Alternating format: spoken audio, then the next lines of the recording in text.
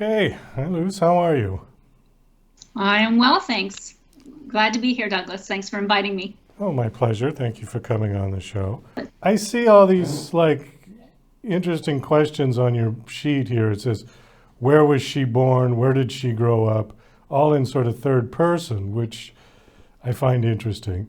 So one of the Commonwealth countries, which one, which one was that? Canada. Oh, Canada. Okay, and the Great Just White. keeping an air of mystery. Oh, Yes. okay.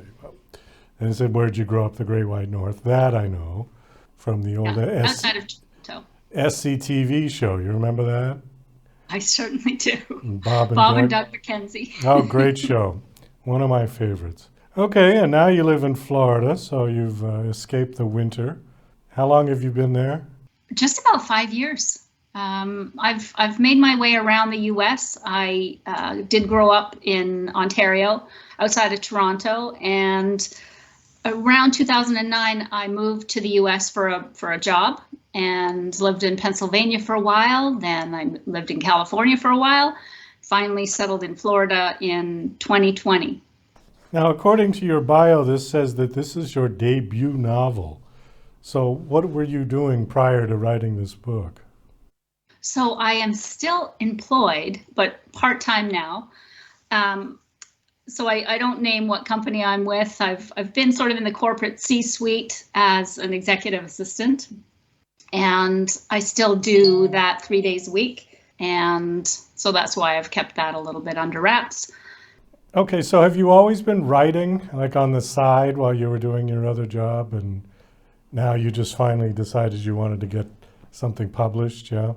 Quite. It was my late 20s. I started writing for myself as a hobby, and I had to put it on the shelf. Motherhood and the career really took precedence, and I dabbled here and there, pulled the manuscripts out, but it was very difficult to pick up where I left off. Without the continuity, it really I just wrote myself into a corner and gave up. And I kept going. I kept doing that over the past decades. We won't say how many, but it was spring of 2020 when I'm part of a cool book club at the office with some colleagues, and I shared with them that I had written a couple of unfinished novels, and they all were eager to get a look at it and have a read.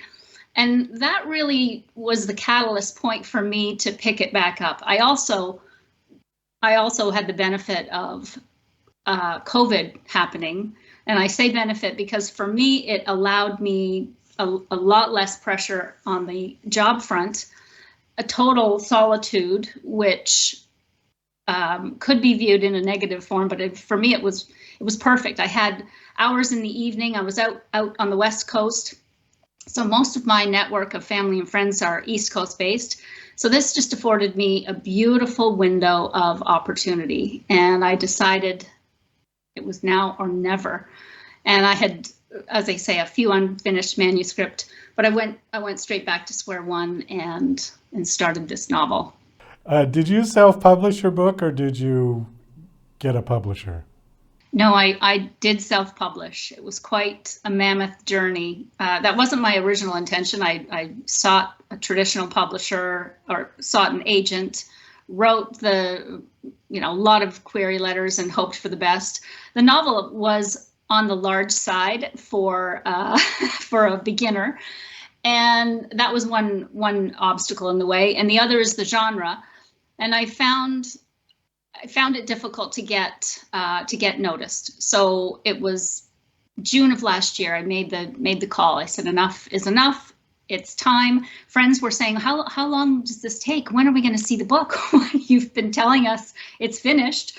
I said, well, it's finished, but it needs professional editing. I had done all I could myself, but I needed as I call it, a professional weed whacker to cut the fluff. And so June of last year, I just said, okay, it's my show.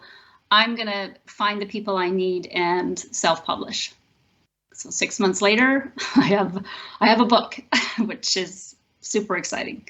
Well, let's pivot over to your book. I'm going to read the first sentence on this. It says, delicious surrender, a steamy, grumpy, sunshine romance, a spicy romantic debut, by a new voice in the erotic romance genre by Luce Sutherland.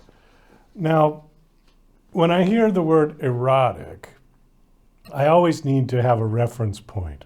On a scale of 1 to 10, 1 being Disney and 10 being hardcore pornography, where would you put your book? 7.5 to 8. 7.5 to 8. So that would be a heavy R-rated movie, probably, right? Yes, yes, R-rated. I think we could get away with that. It's not 3X's. It's not 3X's. Okay. And the erotica scale is interesting. Like you said, the number 1 is a Harlequin romance, and they kissed in the last chapter, and that's it. That's all you get. And erotic romance, by definition, is somewhere in the middle. Let's call it a 5 or a 6, where you do have intimacy. And it's now got a term, it's called open door intimacy. So the reader gets to be in the room, not outside the room, hearing later what happened. So mine is in between that 5 and that 10. 10 being not a lot of plot, just a lot of smut. So I'm not there. I really tried hard to balance the plot, the character development, and the sensual scenes. Well, that was going to be my next question, is because if you equate this to film, it's pretty obvious how you would rate that. It's basically what they show and where they stuck the camera while they're showing it, right? And if things are in shadow or in silhouette or blah, blah, blah. With written language, you have to describe what it is that we're seeing. And depending on your choice of words, does that sort of denote the level of eroticism? In other words, if you use a lot of 4-letter words and sexual slang, does that push the heat register up? I think so, because you have a plethora of words to describe certain body parts and certain activities. And I'd say I was cautious. I wasn't cautious when it came to laying it out on the table and being explicit. But when it came to language, I was cautious. I didn't overuse certain 4-letter words. And I tended more towards descriptive and proper words for body parts. So I might differ in some respects to other authors, and those that are on the 8, 9, 10 scale have a lot of the more slang words used. So I think mine's a very what is the word? Tasteful? Civilized spice. Okay. Would you call it tasteful? Yes, but it does test the boundaries, especially for people who've never read a BDSM themed novel. I think that it is eye-opening in that respect, but entertaining. It's not meant to shock, and there's nothing taboo that should turn a reader off. Well, how does BDSM be tasteful? How do you do that? And I'm not, if that's your thing or if that's the reader's thing, that's fine. I'm totally fine with that. What people get up to in their bedroom with consenting adults is their business. But it does sort of lend itself to the more, shall we say, fetish side of sex. Mm-hmm. So how do you keep that in the 7 range? Well, I think mainly it's because it's between 2 consenting adults.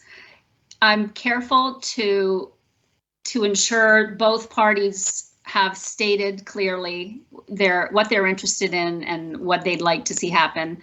And it is, again, safe, consensual, and it's erotic, but it doesn't go too far into more B and more more B and D than there is S and M, if that's one way of looking at it.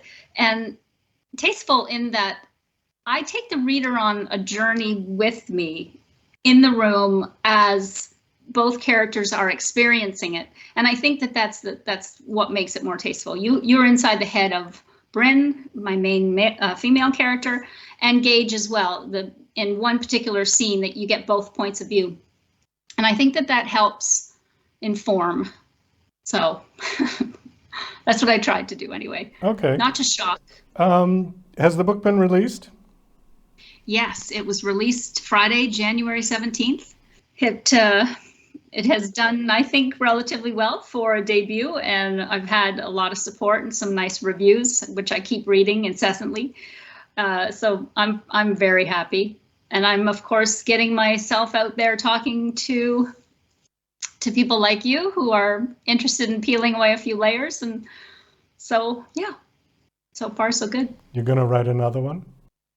Indeed, I've made this a series, and I designed it that way. They're all standalone novels, each about a different couple.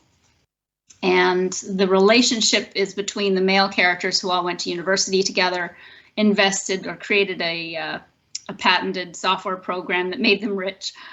That's a requirement of book boyfriends these days. They have to be rich and handsome and have all the specialties. So book 2 will be US based, and same with book 3. And then I've got another one that's percolating in my head about a character that I introduced in Delicious Surrender. I think she deserves her own book, and that will take us back to Scotland. That'll be book 4. So I got to get busy. I just have one comment on that. And when you said that all the book boyfriends have to be rich and handsome, in reality, the older man always is wealthy and rarely handsome. Well, I got lucky on that score. My husband is both. Oh, well, you did good then. Silver fox. You did good.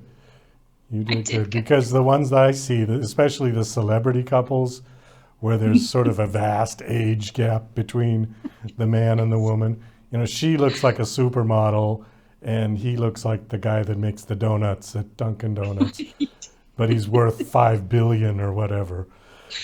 So that's why this is fantasy land. That's why it's fantasy. Well, that's why people write fantasy, I think, to escape that optic. All right, Luce. Well, I think on that we're going to wrap it up. Thanks so much for coming on. Last question. Do you have a website you want to give out? Absolutely. lucesutherland.com, and that's LUCE Sutherland. And I'm on Instagram at Luce Sutherland Writes, and same with Facebook, same handle. And that's where you can find me. And I write a blog, should be monthly, about how to live life juicy. Okay. Well, again, thank you for coming on the show. It was nice meeting you. I had a nice chat. And best of luck with your books. Hope they do well. Thank you, Douglas. Thanks so much.